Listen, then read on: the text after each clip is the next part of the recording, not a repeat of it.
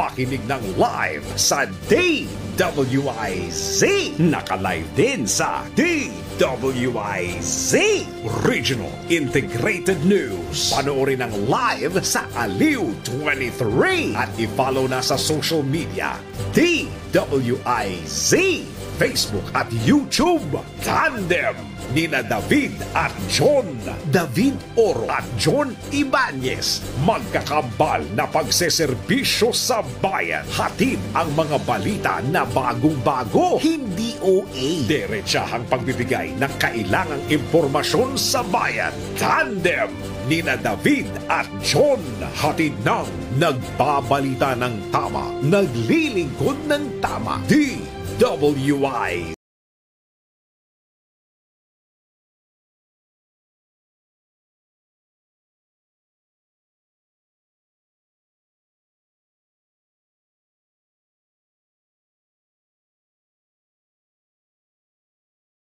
Ang headline sa inyo po nag-iisang Tandem. Tandem! Pangulong Marcos biyaheng Vietnam na ngayong araw para sa kanyang state visit. Tandem! Bagong Pilipinas, walang hidden agenda ayon kay PBBM. Kick-off rally sa Quirino Grandstand, naging mapayapa. Tandem! May rally naman kontra People's Initiative o PI, idinaos sa Davao City. Tandem! Mga lugar na nakakaranas ng tagtuyot, madaragdagan pa raw. Tandem! Kalusugan, pangunahing concern ng mahigit 70% ng mga Pilipino ayon sa isang survey. Tandem! Sa balitang pangkalakalan, paglago ng ekonomiya sa bansa noong fourth quarter ng 2023, asahan na. Tandem! Balita naman sa ibang dagat, 30 katao patay sa magkakahiwalay na aksidente sa Afghanistan. Tandem! Balita sa mundo ng showbiz, veteran actress Chanda Romero, umaming nakarelasyon ang isang gay actor. Tandem! At sa balita sa mundo ng sports, ang tabayanan ng report ni Tandem Anthony Suntay. Tandem! Magandang umaga Luzon, Visayas, Mindanao, Mega Manila at sa buong mundo. Kayo pa rin po ay nakatutok dito sa Impila May Todong Lakas DWIZ 882 at Ali Channel 23. Ngayon pong araw na ito ng Lunes, huling Lunes sa buwan ng Enero 29 taong 2024. Sa ngalan ni Tandem David Oro at John Ibanez, kami po yung makakasama, Drew Nasino. Ako naman po ang inyong lingkod, Judith Estrada Larino. Tandem!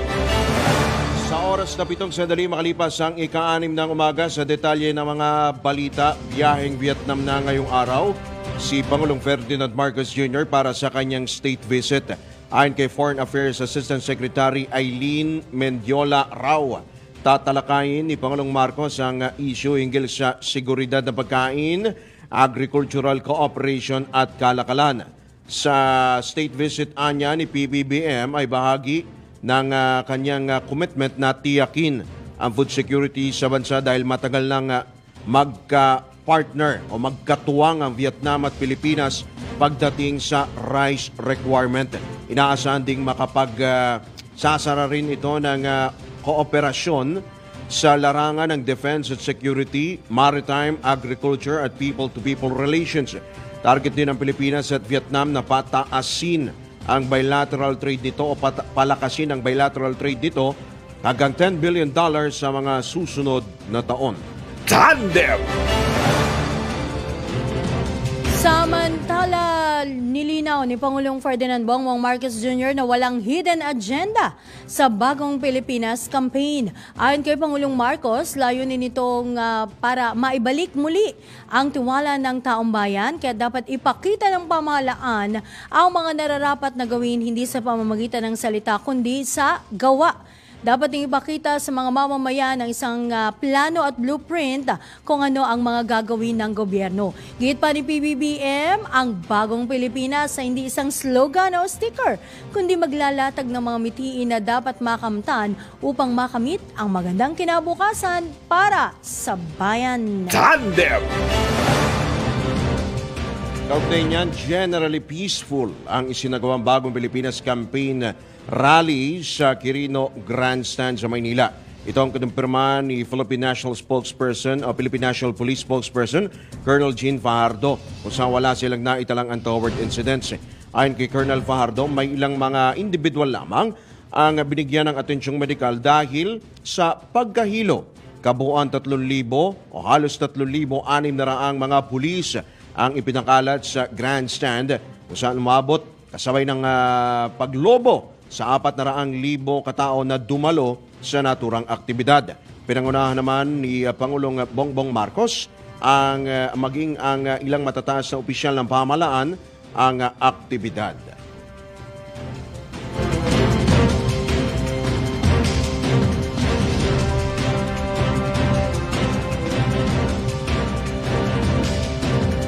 Samantala, mahigit 400,000 ang dumalo sa ginanap na Bagong Pilipinas Kick-Off Rally sa Quirino Grandstand dyan sa Maynila. Batay sa report, alas 2 ng hapon kahapon nagsimula ang naturang programa kung saan dinaluhan rin ng iba't ibang artista at personalidad. Matatandaang kabilang sa dumalo sa Bagong Pilipinas campaign, syempre siya ang nanguna, ang Pangulong Ferdinand Bongbong Marcos Jr., gayon din si Vice President at Education Secretary Sara Duterte at iba't ibang kalihim mula sa iba't ibang departamento ng pamahalaan. Tandem! At pakinggan nga natin at ating balikan nga ang bahagi po ng talumpati ni Pangulong Bongbong Marcos sa inilunsad nga po na Bagong Pilipinas Kick-Off Rally dyan po sa Quirino Grandstand sa Maynila. Layunin ng Bagong Pilipinas ay maglatag ng mga mithiin na dapat natin makamtan para sa kinabukasan ng ating bayan. It is a call for transformation. The transformation of our idea of being a Filipino and the transformation of our economy, of governance, of society. Araw-araw tayo mananalangin, magsusumikap at kumilos upang maging mas maginhawa ang pamumuhay ng bawat isang Pilipino sa ilalim ng Bagong Pilipinas. Sa Bagong Pilipinas, may pag-asa ang lahat.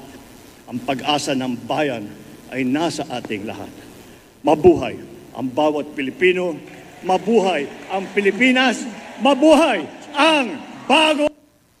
Yan po ang bahagi ng talumpati ni Pangulong Bongbong Marcos sa isinagawa nga pong kick-off rally ng Bagong Pilipinas. Yan po yan sa Quirino Grandstand sa Maynila. Tandem! Samantala, 15 government agencies naman sa Bicol ang pumirma ng kasunduan para sa interagency convergence ng pagsasakatuparan ng socio-economic programs at projects na isinusulong ng gobyernong Marcos. Layunin nitong mapag-usay ang produksyon sa agrikultura, tiyakin ang seguridad sa pagkain, pagbawas sa imported products upang mapalago ang kita ng mga magsasaka sa riyon. Kabilang sa mga dumalo sa nasabing seremonya ang mga kinatawan at opisyal ng Department of Agriculture Region 5, Department of Science and Technology, Department of Trade and Industry, gayon din ng Philippine Crop Insurance Corporation Region 5, at ang Department of Labor and Employment, gayon din ang Land Bank of the Philippines. Kaugnay nito na nangako ang mga nabanggit na ahensya na magkakapit-bisig upang mapabuti ang kapakanan ng mga marginalized na magsasaka. Tandem! Kasabay niyan, ibinida naman o inilunsad ng Presidential Communications Office ang Bagong Pilipinas Digibox upang matulungan ang mga Pilipino na lumipat sa digital TV mula sa analog. Ang hakbang ay ipinabati ni PCO Secretary Cheloy Garafil kasabay ng isinagawa ng Bagong Pilipinas Kick-Off Rally sa Quirino Grandstand sa Maynila kagabi. Maliban sa maraming channels at malinaw na reception, may dagdag na features ang Bagong Pilipinas Digibox na early warning device channel. Samantala, aabot sa 1,000 unit na Digibox ang naipamahagi ng PCO sa mismong kick-off rally kagabi. Tandem!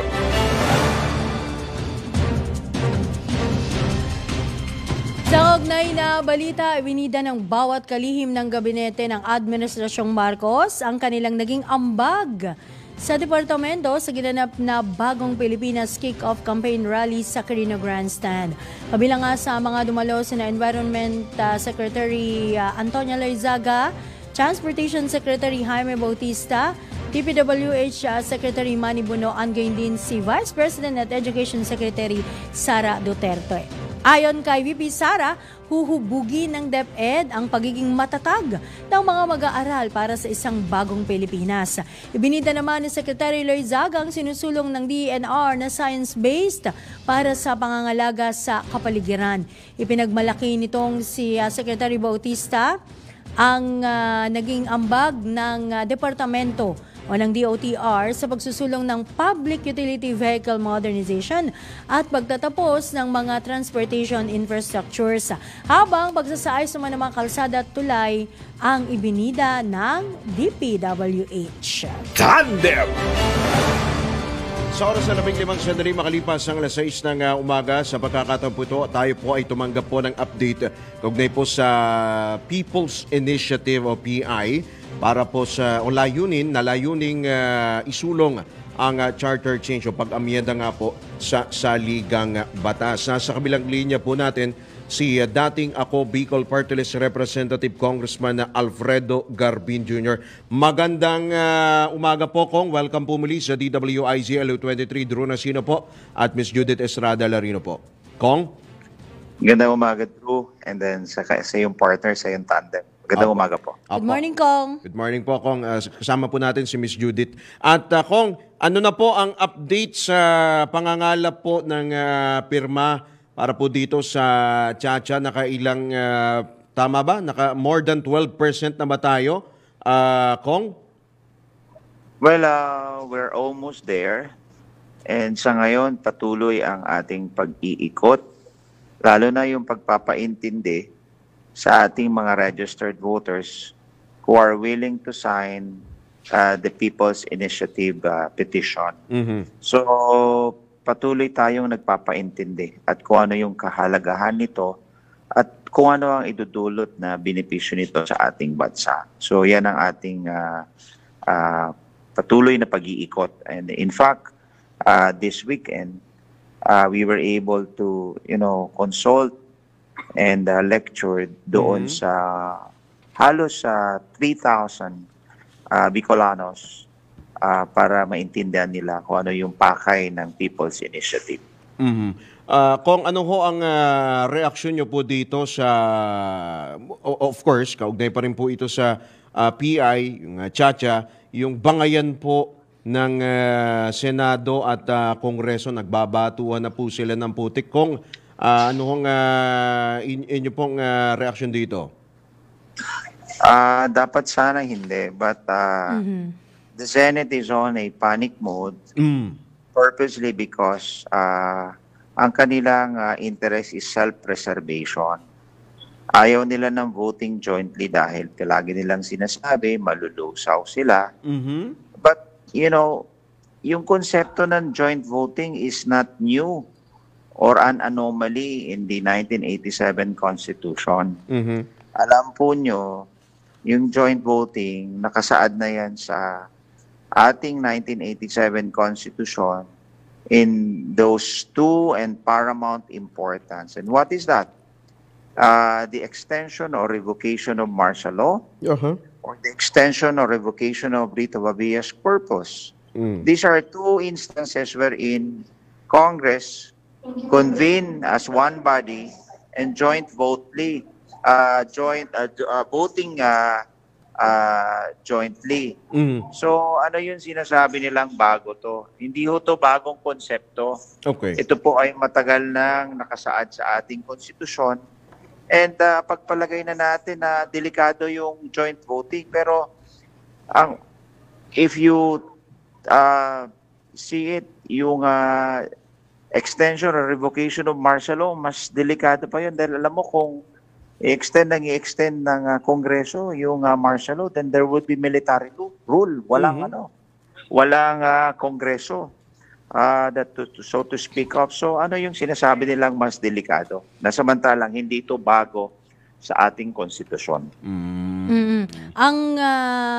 Good morning ulit, Kong, no? Si Judith Estrada Larino ito. Oo, ang binabanggit kasi ng mga senador, 24 lang sila as against dun sa almost Lugi daw 300. Lugi nga.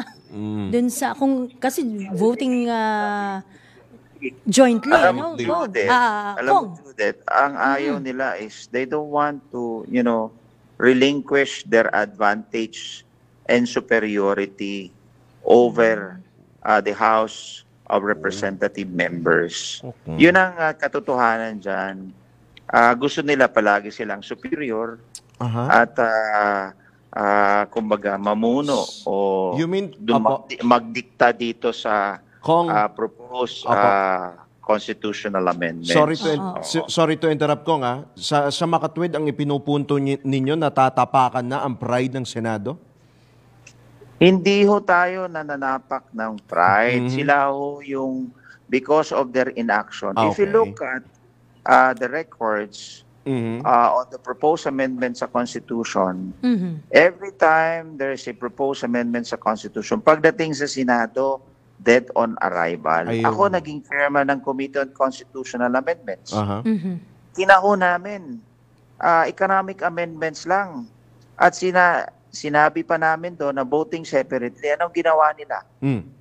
Inupuan lang. So sila ang nangaapak ng bicameral nature of our Congress. But when you propose amendments to the Constitution, you're no longer exercising your ordinary legislative power. It is what we call constituent power. And therefore, in a basic democratic system of our government and pursuant to equal representation, one member equals one vote. Kasi hindi ho to exercise of ordinary legislative power, but constituent power po. Oo. Alright. Oo. So, dyan sa Bicol ba, Kong, no? Sa inyong, sabihin na nating teritoryo, yung inyong baluarte, naka 100% na ho ba kayong, nakapag-ikot na, nakapagpaliwanag Almost, na-reach na? na ba yung ganun Dyan sa Bicol region po? Nakakuha na rin kami dito sa sa Albay, more than 15%, pero kulang pa rin kasi alam mo, it should be majority or at least all of the registered voter should understand the proposed amendments sa ating konstitusyon. So yan ang ating patuloy na pinapaliwanag at kailangan na maintindihan ng taong bayan. Opo. Kung meron, hindi ho itong paglusaw ng 24 senators. Ito ho yung pinaka-democratic process wherein ang taong bayan pa rin ang mag-aaproba. Kasi baka ang pagkaintindi nila, ito yung ordinary exercise of legislative power na pag naaprubahan ng House at ng Senate, ipapasa sa Presidente para pirmahan ang isang batas. Hindi po. The proposed amendment by the House and the Senate remains a proposal. And the ultimate exercise of check and balances remains with the Filipino sovereign people sa isang plebisito. So ano yung sinasabi nila na sila yung bastion of democracy. The last bastion of democracy is the sovereign Filipino people, wherein all proposed amendments will be submitted for a ratification and a plebiscite called for that purpose. Yan ho dapat yung maintindihan ng ating mga senador. Pero, go ahead. singit ko na lang. Kung hanggang kailan ba kayo sa tingin nyo makakatapos nitong inyong kampanya? Wala akong timeline. Right. But the moment we see that there's enough signature verified by the Commission on Election, then siguro we will, stop and then submit it to the COMELEC para ma-determine ito. Ayun, okay. Kung ano ho ang masasabi niyo ho rito sa pahayag po ni retired Supreme Court Associate Justice Antonio Carpio na unconstitutional daw itong PI dahil ang sinusulong nga ho nito ay yung binabanggit ho ninyo, revision at hindi amendment lamang ho ng konstitusyon. Well, A one-liner proposed amendment does not constitute revision of the Constitution. Remember, in the Lambino case, the mention was made about twofold tests, the quantitative test and the qualitative test. Ano yung quantitative test? If there are numerous provision so as to alter substantially the provision of the Constitution, then that is what we call revision of the Constitution. And the qualitative test is if there is a change in the governmental function or structure of government. Pero yung one-liner provision, only voting jointly, wala hong quantitative proposal to substantially alter the provision of the Constitution. And the qualitative is wala hong pagbabago ng structure ng ating gobyerno. So ano yung sinasabi niyang unconstitutional? But be that as it may, handa ho kaming harapin yung mga constitutional question before the Supreme Court. And speaking of Supreme Court, so you are confident na malalampasan nyo yung mga legal questions po nito, yung legality po nito pong inisyatibo po na ito dahil of course nag-sign na nga po ng manifesto ang mga senador laban po dyan sa PIDF. Alam niyo po, yung Senado, I think they are more of self-preservation. They don't want joint voting because they cannot control the proposed amendments. Pangalawa, masyado silang paranoid that they will be abolished. Wala hong gano'n na plano. Siguro naman siguro napaparanoid sila because they don't want to give up that superiority and advantage over the House of Representatives. Alam mo kasi, sila ho yung elected official lang that serves 12 consecutive years. Wala hong ibang elected official na gano'n. They can serve for 12 years. And even if they run for a higher position like Vice President or President, pag natalo sila, senador pa rin sila. So they don't want to take that undue advantage over the other public official. They don't want to sacrifice that. But sa sobrang pagka-paranoid nila, ang sinasabi nila ay, nako, lulusawin tayo, nako, i-abolish tayo. Wala pong ganun na plano. It's just that sa tagal na kanilang inaction, hindi pag-akto doon sa mga pangangailangan na paggamitan sa ating konstitusyon, siguro nakita namin na ito na yung pinakamadali na paraan upang maisakatuparan itong constitutional amendments na ito. Last na lang, Kong, ang pangambaho ng ilang pong mga, sabihin natin, mga constitutionalist, mga bumalangkas po ng konstitusyon, ay nagbabadya umano ang constitutional crisis dahil nga po sa isinusulong ng mababang kapulungan ng Kongreso na People's Initiative. There's no constitutional crisis. What we're doing is all constitutional.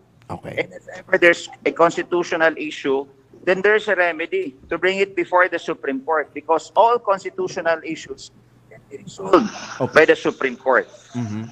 Okay, sige. Supreme Court, antayin po natin ang mga magiging developments sa mga susunod na araw. Kung lalo po dito sa issue po na ito pong iaakit po sa Supreme Court, no? Ito pong issue sa PI o sa charter change. Marami pong salamat, Kong. Baka meron pa ho kayo mga panawagan sa mga kapwa ko mambabatas. Maging mabusisi po tayo, aralin natin kung ano talaga ang objective dito at wag ho tayo maniwala doon sa mga doomsayers or basta lang magsabi magkakaroon ng gulo, constitutional crisis. Harapin ho natin ang katotohanan. Ito ba'y pangangailangan ng ating bansa? Sa tagal ng panahon, na nakaluklok dyan yung restrictive economic provisions, anong nangyari? It resulted into monopoly and oligopoly. And we were not able to entice more foreign direct investment. Tayo ho ang pinaka-restrictive economy sa ASEAN and therefore we need to remove now these restrictive economic provisions. Okay. Well said po, Kong. Marami pong salamat sa inyo. Magandang umaga po, Sir. Kong, maraming salamat at good luck po sa inyo. Salamat. Magandang umaga. Salamat Kong. Magandang umaga. Yan po si dating Ako Bicol Party List Representative Alfredo Garbin ang inyo pong napakinggan. Tandem! Sa oras na 33 sandali makalipas ang ika-6 ng umaga sa pagpapatuloy pa rin ng mga balita. Tinalugsa ng mga grupo ng mga magsasaka ang tinaguriang Kilusang Bagong Pilipinas ng Administrasyong Marcos at sinabing nabigo itong matugunan ang ugat ng kanilang paghihirap at hindi nagbibigay ng tunay na solusyon sa mga problema ng bansa. Kahapon lamang naganap ang nasabing rally sa Quirino Grandstand sa Maynila na dinaluhan ng mahigit 400,000 katao at ang bagong Pilipinas branding na nagsimula noong 2023. Tinawag naman ng Philippine Information Agency na nasabing event bilang makasaysayang pagtitipon na may layuning magbigay ng pag-asa at inspirasyon na makilahok sa pagpapaganda ng bansa sa pamamagitan ng pagkakaisa. Gayunman, para sa pambansang lakas ng kilusang mamamalakaya ng Pilipinas o pamalakaya, hindi nito mapabubuti ang buhay ng mga marginalized sectors at gaya ng mga mangingisda hanggat ang parehas sa pulisiya sa ekonomiya ang umiiral. Idinagdag pa ng pamalakaya na kailangan ng mga Pilipino ng mga konkretong hakbang upang matugunan ang mga krisis sa ekonomiya gaya ng inflation at pagkawala ng buhay at kabuhayan dahil sa pagkasira ng kapaligiran at hindi isang mababaw lang na rebranding. Tandem! Samantala, nagtipon-tipon ang ilang opisyal ng lokal na pamahalaan at mga taga-suporta ni dating Pangulong Rodrigo Duterte sa Forum at Prayer Rally dyan sa Davao City. Ito'y bilang pagtutol sa People's Initiative upang maamendahan ang saligang batas. Kabilang sa mga dumalo sa nasabing prayer rally, sina dating Presidential Spokesman Harry Roque, dating Cabinet Secretary Leoncio June Evasco Jr. at dating Executive Secretary Attorney Vic Rodriguez. Nakiisa rin si Vice President Sara Duterte sa nasabing pagtitipon kontra People's Initiative, bagamat dumalo rin ito sa Bagong Pilipinas kick-off rally ng pamahalaan dyan sa Quirino Grandstand sa Maynila. Tandem! Iginiit naman ni Surigao del Norte 1st District Representative Robert Ace Barbers na dapat hayaan ang mga senador ang taong bayan na magdesisyon kaugnay ng pag-amyenda sa konstitusyon. Sabay nito ay inihayag ng mababatas na walang katwiran ang mga dahilan ng Senado sa inilabas nitong manifesto upang tutulan ang People's Initiative o PI para sa Charter Change o CHA. Para kay Congressman Barbers, Chairman ng House Committee on Dangerous Drugs, ginagamit lamang na dahilan ng Senado ang Kamara upang tutulan ang pag-amyenda sa saligang batas. Ang alegasyon aniya na mga senador ay isa lamang haka-haka at walang batayan, lalo't malinaw na sinasaad na ang pagboto ng lahat ng miyembro ng Kongreso na walang pagtukoy sa pagitan ng mataas at mababang kapulungan sa pagsusulong ng CHA. Binigyang din ni Barbers na ang mga mambabatas na sumusuporta sa PI na may pagkakaiba sa interpretasyon ng voting separately ay dapat irespeto ng Senado. Nilinaw din ang mababatas na kasama ang PI sa pinapayagang paraan ng pag-amyenda sa konstitusyon at bukas ito sa sinuman, kabilang na ang bawat miyembro ng Senado at Kamara, Executive Branch at ang karaniwang mamamayang Pilipino. Tandem! Ang sagot mula sa mataas na kapulungan ng Kongreso, binigyan diin ni Senador Amy Marcos na hindi pa napapanahon para amyendahan ang saligang batas at marami pa anyang dapat unahin at solusyonan ang bansa. Sa panayam ng DWIZ, sinabi ng senador na papabor naman siya, itong si Senator Amy Marcos, kung sakaling kailanganin ang charter change. Nagmamatigas niya ang Kamara sa pagsusulong ng CHA kahit pa sinabihan na ni Pangulong Ferdinand Bongbong Marcos Jr. na hayaan ang Senadong mamuno dito. Samantala, inihayag din ng senador na mas pinagtutuunan ng pansin ng mga senador ang pagpapatigil sa CHA kaysa nga maganda para sa halalan sa 2025. Tandem! Kumpiyansa naman ang dating House Committee on Constitutional Amendments Chairman na papasa sa kwestyong legal ang sinusulong na People's Initiative o PI. Itong inihayag ni dating ako Bicol Party List Representative kanina, Alfredo Garbin, bilang tugon sa sinabi nga ni retired Supreme Court Associate Justice Antonio Carpio na labag sa batas o unconstitutional ang PI dahil ang sinusulong nito ay revision at hindi amendment lamang ng konstitusyon. Tinututulan din ni Carpio ang pagsasagawa ng joint voting ng Senado at Kamara. Kinontra naman ni Garbin ang pahayag ng dating maestrado at ipinuntong hindi lamang mga mambabatas kundi mga constituent na ang mga miyembro ng Kongreso kapag umupo sa Constituent Assembly o CONAS at hindi na pagbalangkas sa mga batas ang kanilang magiging mandato. Idinagdag ng dating kongresista na kung ang intensyon ng mga gumawa ng konstitusyon ay payagan ng pag-amyenda na parang ordinaryong batas, dapat ay isinama nila ito sa Article 6 Legislative Department kung saan magkahiwalay na bumoboto ang Senado at Kamara at hindi inilagay sa hiwalay na artikulo. Sa usapin ng revision o amendment, ang gagawin sa isinusulong na PI, sinabi ni Garbin na isang pangungusap lamang ang nais baguhin sa itinutulak na pagbabago. Para kay Garbin, hindi totoo na magugulo ang checks and balances sa gobyerno kapag bumoto na magkasama sa CONAS ang Senado at Kamara dahil gagawin ito para lamang sa pagbabago ng konstitusyon at hindi sa paggawa ng batas. Tandem! Napapanahon na ang pag-amyenda sa economic provisions ng saligang batas. Ito naman ang paniwala ng National Economic and Development Authority sa usapin ng charter change. Ayon kay Socio-Economic Planning Secretary Arsenio Balisacan, dapat tanggalin na ang mga restrictive o maigpit na economic provisions ng 1987 Constitution. Kabilang ito ang limitasyon sa mga dayuhan na magnegosyo sa bansa. Naniniwala rin si Secretary Balisacan na dapat nang magkasundo sa lalong madaling panahon ang Kongreso o itong Senado at Kamara kaugnay sa pag-amyenda ng economic provisions ng Konstitusyon. Tandem! Update pa rin yan, pagsusulong ng tsa-tsa, hindi umano tama na para lang sa kapakinabangan ng iilan. Sabi naman natin ang tugon ng Senado mula kay Patrol 19, Celi Ortega Bueno. Hindi dapat na personal at hindi dapat na para lang sa kapakanan ng iilan ang pagsusulong ng amendment sa Constitution. Gate ni Senator Nancy Binay, ang pagsusulong ng tsa-tsa ay dapat para sa tamang dahilan. Kapag kasi anya may agenda na personal, malamang sa malamang may gustong makalamang sa pagsusulong ng tsa-tsa. Ang pahayag ni Senator Binay ay reaksyon sa sinabi ni Congressman Ace Barbers na kaya daw tutol ang mga senador sa pag-amyenda sa Constitution ay dahil ayaw nilang mga senador na mawala sa kanilang comfort zone. Iginita man ni Senator Jay Versito na sang-ayon naman ang mga senador sa pag-amyenda sa ilang economic provision ng Constitution. Ang Kamara de Representantes anya, ang gusto ay mag-unicameral para wala ng mekanismo ng check and balance.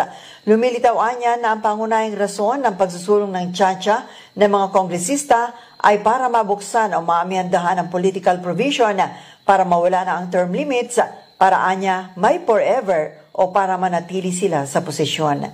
Ito sa Patrol 19, Celi Ortega Bueno, para sa DWIZ, nagbabalita ng tama, naglilingkod ng tama.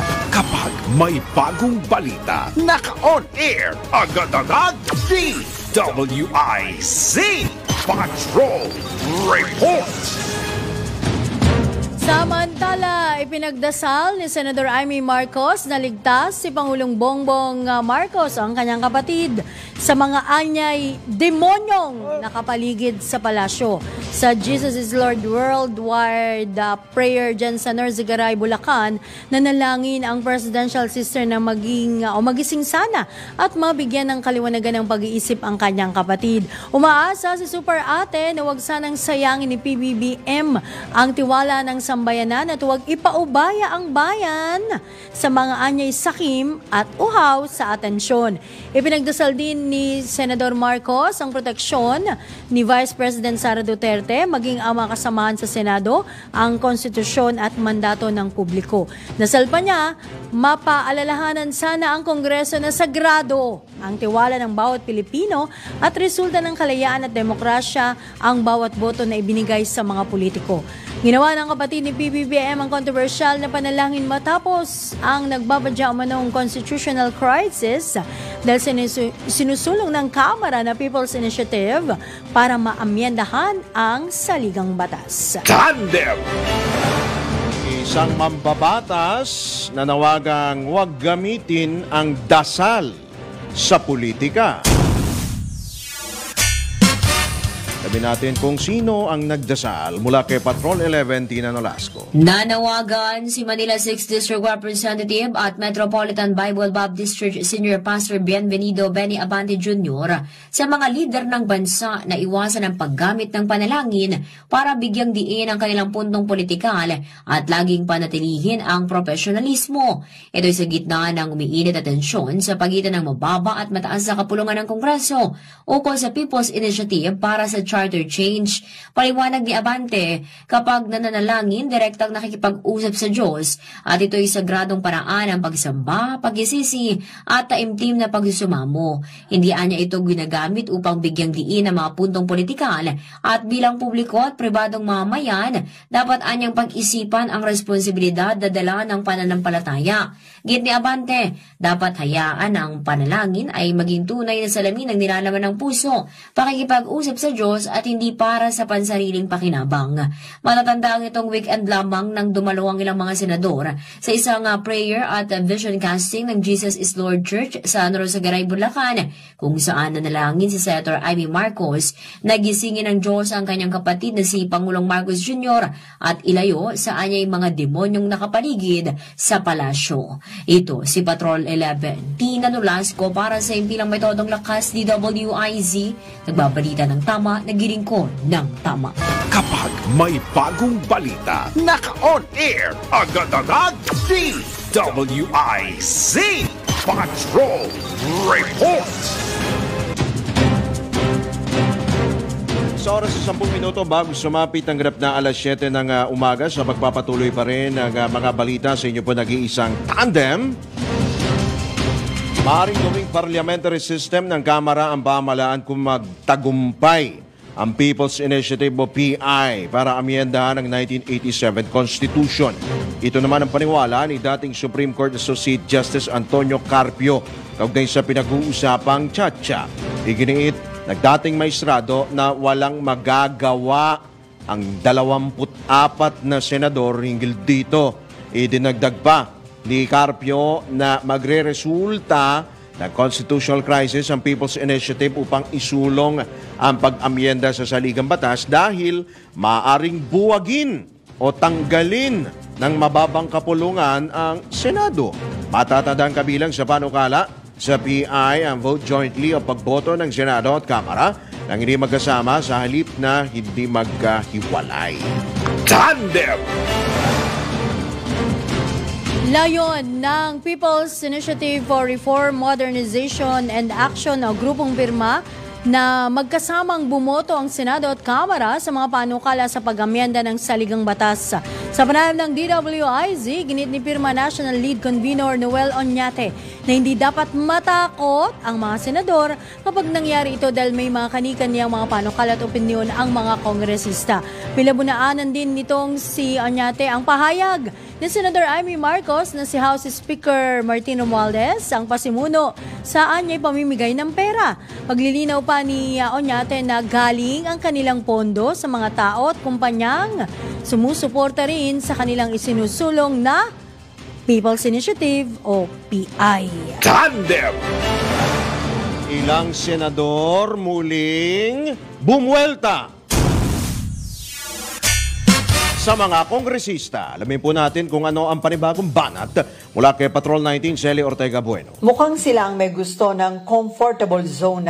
Ito ang buwelta ni Senator Chis Escudero sa banat ni Congressman Ace Barbers na kaya daw ayaw ng mga kongresista na amyandahan ng Constitution ay dahil ayaw nilang umalis sa kanilang comfort zone. Ayon kay Senator Escudero, akala nila ay economic provision lamang ang nais ng mga kongresista na amyandahan sa saligang batas. Ano anya ang tinutukoy ngayon na amendment ni Congressman Barbers? Bakit sinasabihan ng mga senador na ayaw umalis sa comfort zone kaya tutol sa tsa-tsa? Inaamin ba niya ni Congressman Barbers na kapag nakalusot ang People's Initiative ay sisimulan nilang isulong ang political amendment sa Constitution? Tinutukoy din ba ng kongresista ay ang kanilang hangarin na pagpapalawig ng kanilang termino at pagtanggal sa term limit dahil nais nilang malagay sa comfortable zone? Iginit naman ni Senator Joel Villanueva na nahuli na naman sa bibig ang mga kongresista. Lagian niyang pinalalabas ng mga kongresista na kunwari ay economic provision lamang ang interesado nilang paamyandahan sa saligang batas. Pero parang pang-apat na anya si Congressman Barber sa mga nahuhuli ukol sa ibang agenda nila sa pagsusulong ng tsa-tsa. Ito ay ang mapalawig ang kanilang termino. Tinukoy ni Villanueva ang sinasabi ng mga matatanda sa kanilang lugar na kahit daw anong bangis ng isda, nahuhuli pa rin sa bibig. Ito sa Patrol 19, Shelly Ortega Bueno para sa DWIC, nagbabalita ng tama, naglilingkod ng tama. Tandem!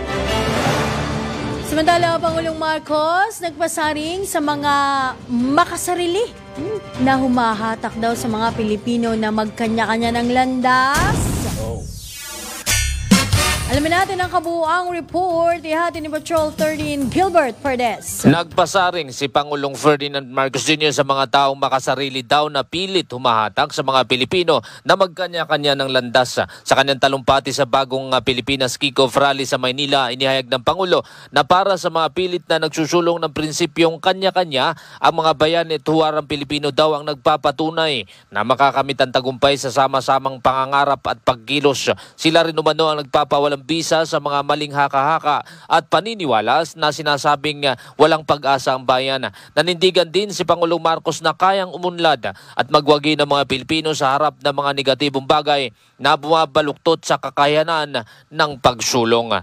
Patrol 13, Gilbert Perdes para sa Himpilang May Todong Lakas, DWIZ, nagbabalita ng tama, naglilingkod ng tama. Kapag may bagong balita, naka-on air, agad-agad, DWIZ Patrol Report. Sa iba pa rin paksa ng mga balita, ramdam na ang tagtuyot sa iba't ibang lalawigan sa bansa na tinukoy ng National Disaster Risk Reduction and Management Council sa gitna nga ng epekto ng El Niño phenomenon. Sa Naik, Cavite, 13 sako na lang ng naaning palay sa isang ektaryang sakahan at nagkapitak-pitak na rin ang lupa dahil sa kakulangan ng tubig. Natutuyo naman ang ilang tubig sa ilang balon sa Sarat, Ilocos Norte, kaya ang ilang residente kumukuha na lang ng tubig sa ilog at bumibili ng purified water. Sa Santa Ana, Cagayan, matindi ho talaga init dyan kapag pasok ho ng tag-init. Kaunti na lang ang mga nahuhuling isda sapagkat lumalangoy na mga ito sa mas malalim na parte ng katubigan. Ibinabala naman ng NDRRMC na posibleng madagdagan pa ang mga lugar na nakararanas ng tagtuyot kung hindi pa rin uulan. Tandem! Samantala, bumaba sa 211.68 meters ang level ng tubig sa Angat Dam sa gitna nga ng banta ng El Niño phenomenon. Ayon sa Pag-asa, 212 meters ang normal na level ng tubig ng Angat Dam. Naitala rin ang pagbaba ng tubig sa ilang dam sa Luzon. Batay sa monitoring ng Pag-asa Hydrometeorology Division, bumaba sa 98.04 meters ang water level ng Ipod Dam sa Bulacan na mas mababa sa normal high water level nito na 101 meters. Nauna nang sinabi nitong si Division Manager Patrick Dizon ng MWSS na batay sa projection ng ahensya nung nakalipas na buwan, maaaring umabot sa 178 meters ang antas ng tubig sa Angat Dam sa katapusan ng Hunyo. Tandem! Sa iba pa ring balita, nananatiling pinakaalalahanin ng mga Pilipino ang kalusugan. Ito'y batay sa pinakabagong survey ng Okta Research noong Disyembre 10 hanggang 14 sa 1,200 respondents. Lumabas sa naturang survey na 71% ng mga respondent ang nagsabing kanilang inaalala ang pagiging malusog at pag-iwas sa sakit kumpara sa 65% ng mga Pilipino noong Oktubre 2023. 50% naman ang nagsabing inaalala nila ang pagkain ng sapat araw-araw kaysa sa 45% nung nakarang survey ng nasabing research. 47% naman ang inaalala ang pagkakaroon ng magandang trabaho, habang 44% ang edukasyon. Tandem! Muli pong magbabalik ang inyo po nag-iisang tandem, makalipas lamang po ang ilang mga paalala mula po sa ating mahal na himpilan. Tandem! This is the news and information station of Aliu Broadcasting Corporation. Nationwide, worldwide, and netwide. Broadcasting live from City State Center, Pasig City, Philippines. Ito ang DWIZ. Nagbabalita ng tama, naglilingkod ng tama sa lahat ng Pilipino.